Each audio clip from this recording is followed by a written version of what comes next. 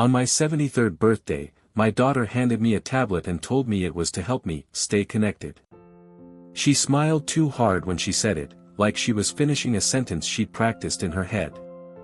Everyone clapped. I did too, because that's what fathers do when their children give them something wrapped in kindness. But the feeling in my chest wasn't gratitude. It was weight. I live alone now. My wife passed 6 winters ago, and the house learned how to be quiet after that. I don't need much. A radio that still pulls in baseball games, a kettle that whistles when it's ready, and a phone that rings once a week if I'm lucky. So a tablet felt like a strange gift. Too modern. Too deliberate. My daughter, Ellen, said she'd set it up for me so I wouldn't have to fuss with it. She asked for my Wi-Fi password and my old email address. I gave them to her without thinking. Trust comes easy when you're tired. That first night, I turned the tablet on and stared at the bright screen like it was staring back. There were photos already loaded. Family things. Holidays I remembered. A picture of me holding my grandson when he was small. I smiled then, and the weight eased a little. I told myself I was being foolish. Over the next few days, I noticed things. Notifications popping up and disappearing before I could read them.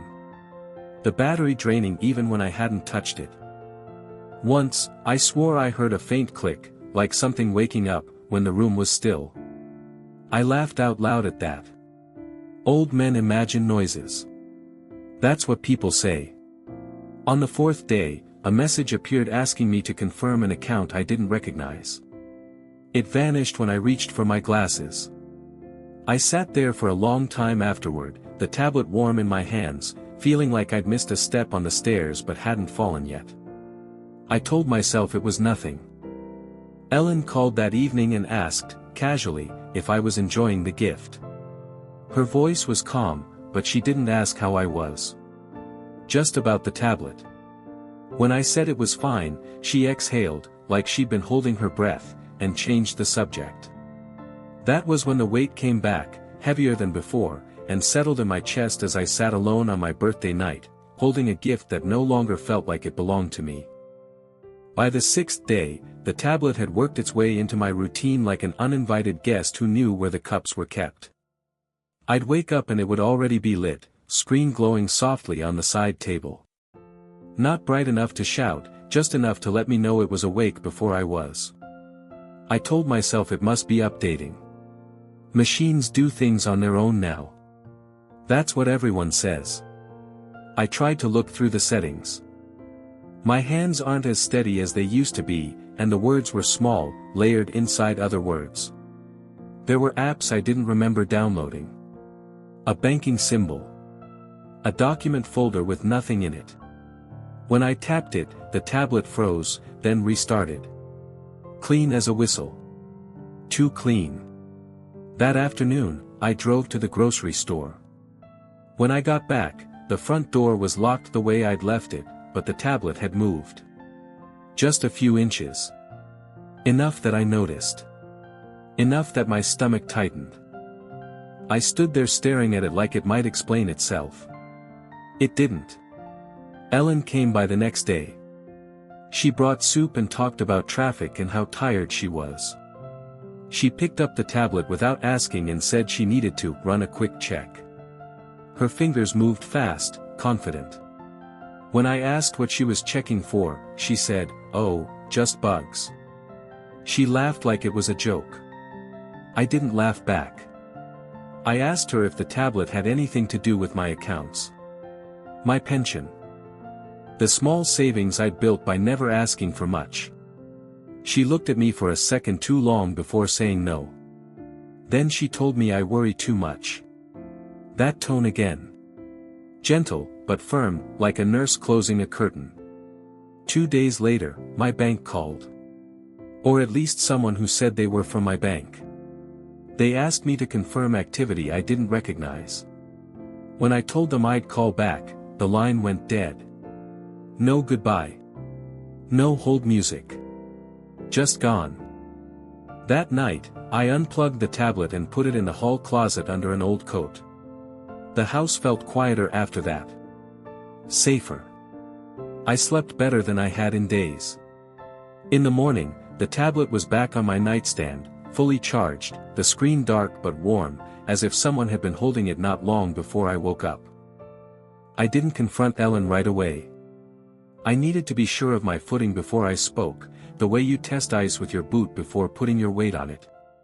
Instead, I drove to the bank in person. The building smelled like carpet cleaner and patience. I waited my turn and spoke softly to a young man who kept calling me, "Sir," in a careful way. He pulled up my accounts and frowned. Not deeply, just enough. There had been attempts to access my information from a device registered to my name. A tablet. I asked him if any money was missing. He said no, not yet. That word sat between us like a warning sign. When I got home, Ellen was there. Letting herself in like she always had. She said she was worried because I hadn't answered my phone. I told her I'd been out. I asked her, calmly, why the tablet was linked to my banking records. Her face tightened, just a little, before she smoothed it out. She said she was trying to help me manage things. Bills, passwords, all the stuff that gets confusing at my age. I told her I'd managed fine for 73 years. She said things change. People slip. She didn't raise her voice, but the words pressed in on me all the same. That evening, a police cruiser rolled slowly past my house. Then it did it again an hour later. I told myself it was nothing. Small towns still patrol. But the next morning, there was a knock on my door. 2 officers this time. One stood back, quiet. The other did the talking. He asked about online activity tied to my name. Possible financial irregularities. His tone was polite, but his eyes weren't. He glanced past me into the house, toward the nightstand where the tablet sat like it belonged there. He said cooperating now would make things easier later. That was the word he leaned on. Easier. I told him I didn't know what he was talking about. That I was an old man who still paid with checks half the time. He smiled thinly and said technology doesn't care how old you are. Then he asked me to keep the tablet powered on until they sorted things out. After they left, my hands shook for the first time in years. I sat down slowly, breathed the way my wife once taught me, and looked at the tablet glowing softly in the morning light, realizing the trouble it carried had already stepped across my threshold. The next time the police came, it was just one officer. The same one who did the talking before. He didn't knock hard. He knocked like he expected to be invited in. When I opened the door, he smiled and said my name as if we were already acquainted. He stepped inside without waiting for permission.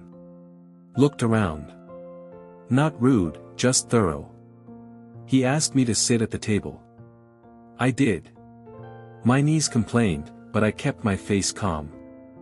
He set the tablet between us like a piece of evidence that hadn't learned how to speak yet. He told me there were transfers traced to accounts overseas. Not large amounts. Testing amounts. He said that made it worse, not better. He leaned forward and lowered his voice. Said older people sometimes get used as shields. Said it would be a shame if things were misunderstood and charges landed on the wrong person. I asked him plainly if I was under arrest. He said not yet. He let the words hang there, then added that cooperation had a way of protecting people like me. He said my daughter had been very forthcoming. That she was worried about my mental clarity. That she only wanted to help. That hurt more than the threat. I felt it in my ribs, sharp and sudden. But I didn't raise my voice. I told him I'd lived a long time without stealing $1 from anyone. I told him I kept records. Paper ones. I told him if someone used my name, it wasn't with my consent. He studied me then. Really studied me. The way men do when they're deciding how hard to push. Finally, he said I should think carefully about who I trusted. He tapped the tablet once with his finger and stood up. At the door, he paused and said, "Accidents happen to people who complicate things." After he left, I sat there for a long time. Then I went to the filing cabinet and pulled out every statement, every receipt, every letter I'd kept since retirement. I lined them up neatly on the table. My hands were steady again. Whatever was coming, I would meet it standing, with my words chosen carefully and my dignity intact. On the 11th day after my birthday, Ellen didn't call. That alone told me more than any police visit could. She'd always checked in when things were complicated, her word for moments when she needed to know what I knew. The silence felt deliberate, like a door quietly closing. That afternoon, the same officer returned, this time with papers in his hand. He didn't come inside. He stood on the porch and let the wind carry his words. He said there was a warrant being prepared. He didn't say for whom. He said computers make excellent witnesses and poor liars. Then he looked at me and asked if I wanted to spend my remaining years explaining myself in rooms with no windows. I told him I wanted a lawyer present for any further conversation. His jaw tightened. He said lawyers slow things down. He said delays make people nervous. He said nervous people forget things. Then, softer, he said daughters sometimes make mistakes when they're under pressure. That was the first time he'd admitted it out loud. Not a shield. Not confusion. A mistake. I thanked him for the information and closed the door carefully, the way you do when you don't want the frame to crack. An hour later, the phone rang. This time it really was the bank. My account had been frozen. Precautionary, they said. I told them I understood. I did. You don't live this long without learning how systems protect themselves. Just before sunset, there was shouting outside.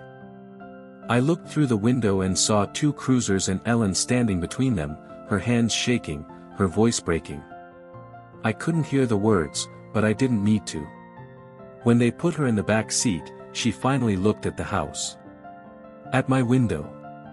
Our eyes met for a moment. I didn't wave. I didn't hide.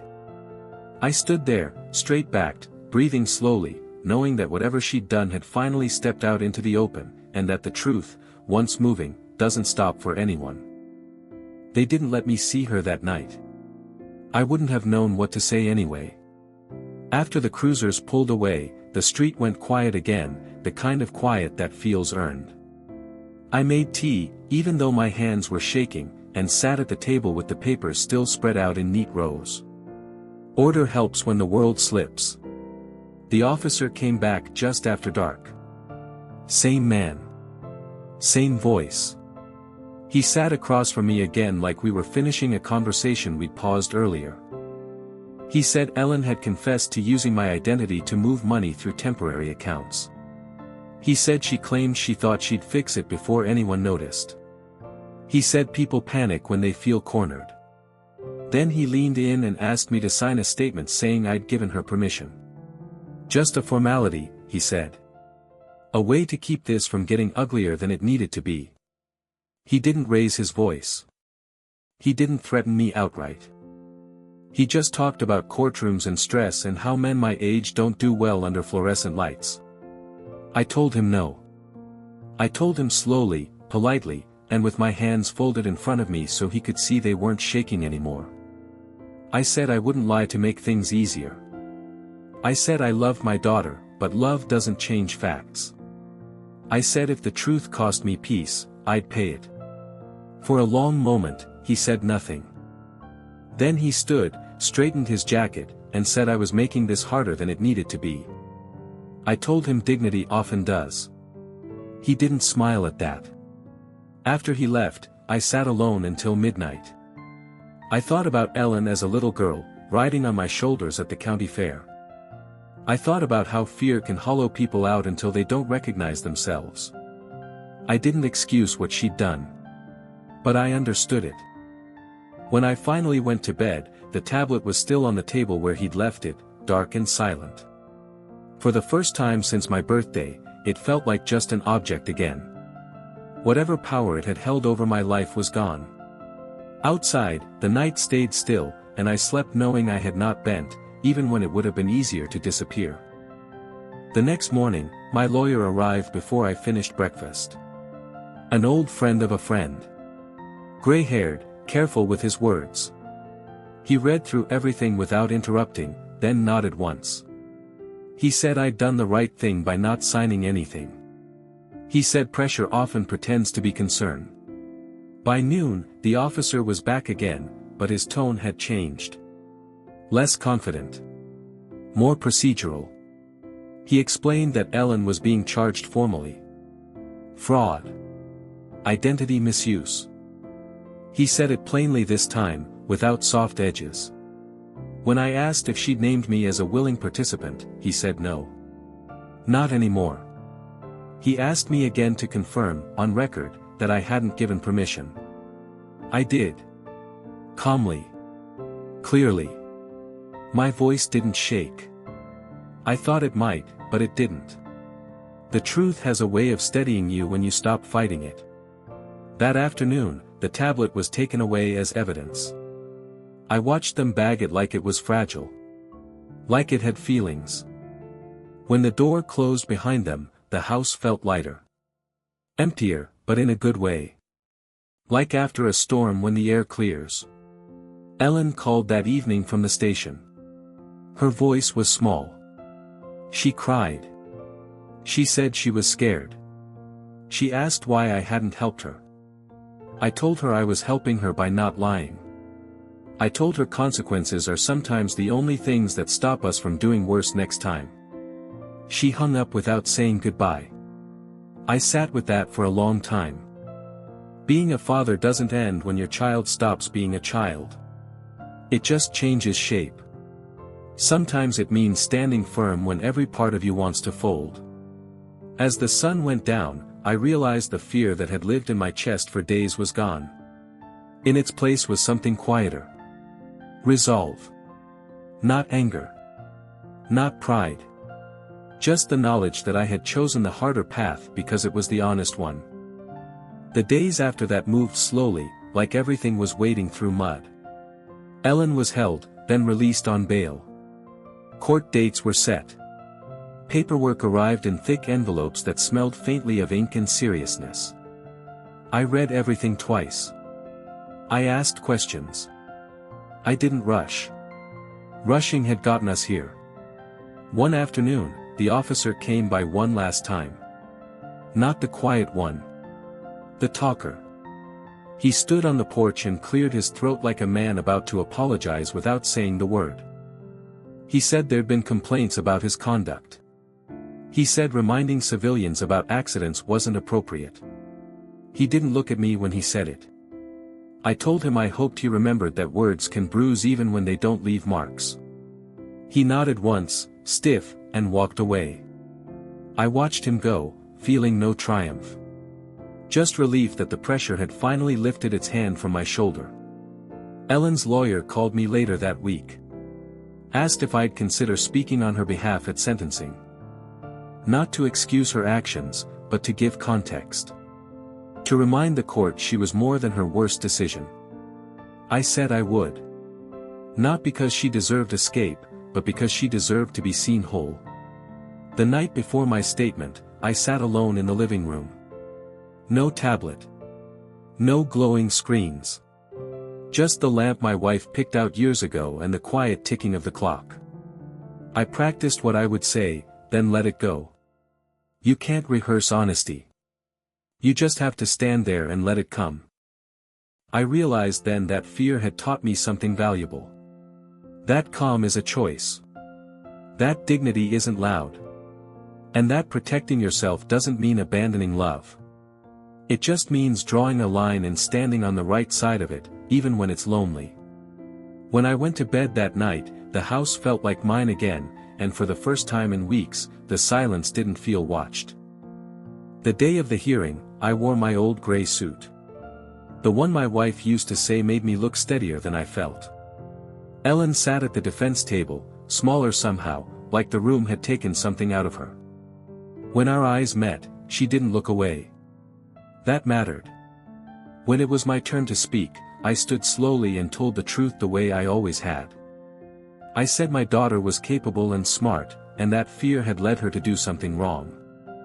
I said I hadn't given permission, and I wouldn't pretend I had. I said I loved her, and that love doesn't erase consequences. It survives them. The judge listened. Really listened. Ellen was sentenced to time, not endless, but enough to mark her life. Enough to make the lesson real. When it was over, she was taken away again, quieter this time. She didn't cry. She just nodded at me once, like she understood something she hadn't before. At home that evening, the house welcomed me back the way it always had. Same chair. Same clock. I made soup and ate it slowly. I thought about birthdays and gifts and how easily trust can be bent when we don't look closely. I also thought about how standing firm had kept me whole. I still miss my daughter. That doesn't go away. But I don't carry the fear anymore. I chose calm. I chose truth.